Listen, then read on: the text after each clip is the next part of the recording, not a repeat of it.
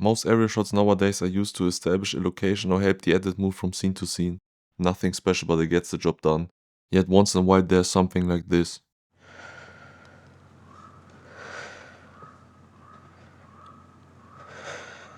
Here's Alejandro González Iñárritu, the director of The Revenant, in a clip from the behind-the-scenes material of the film. The theme of the film is survival and spiritual growth through physical pain. In combination, these shots basically represent what the theme of the film is. The area shot works because it develops Glass's spiritual journey, and while doing this it still functions as a transition from one scene to another.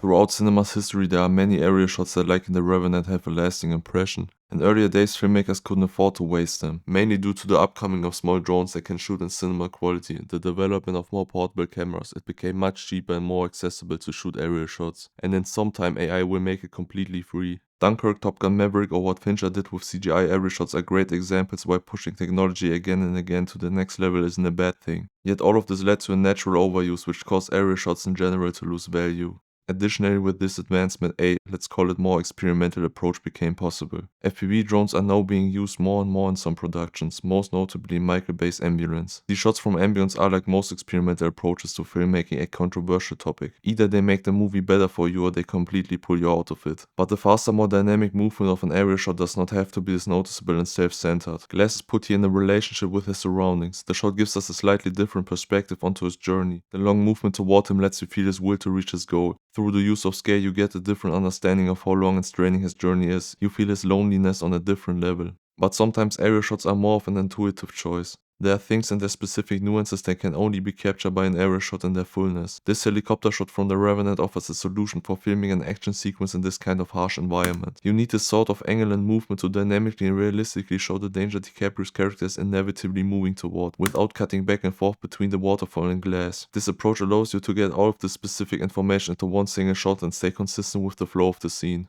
But what is the difference between, for example, this shot from Drive, a movie you can't call generic at least from a visual standpoint, to most of the similar modern area shots of cities? The difference is that the main goal of the shot in Drive isn't to establish a location, the goal is to get across a vibe. The key here is the placement of the shot in this scene. Moments before the area shot, the city was already established and we have seen how the main character moves through this place.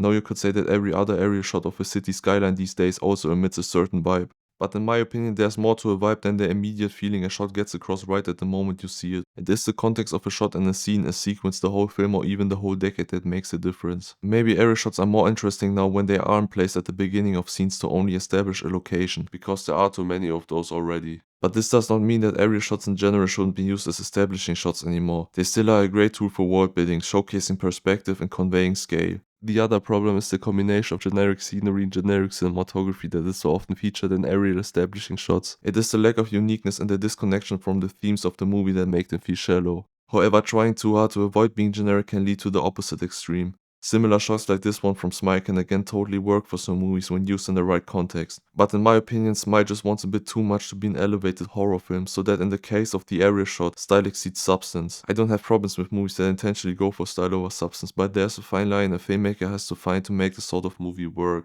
I think that this line is held when there's a specific thought-through vision or aesthetic that enriches the film's world, complementing all the characters' interactions and feelings. This can't work when the style is just put on a film like a filter. Most area shots these days are used in a similar fashion. They just are an easy way to fill up a scene or create visual appeal for the audience without conveying anything relevant. They are used as empty spectacles, but you can't easily just say that area shots should only be used when they add something to the story or to the characters of a movie. There are moments in filmmaking when style can exceed substance, when style becomes substance and says more about the emotion of a film than a story on its own ever could.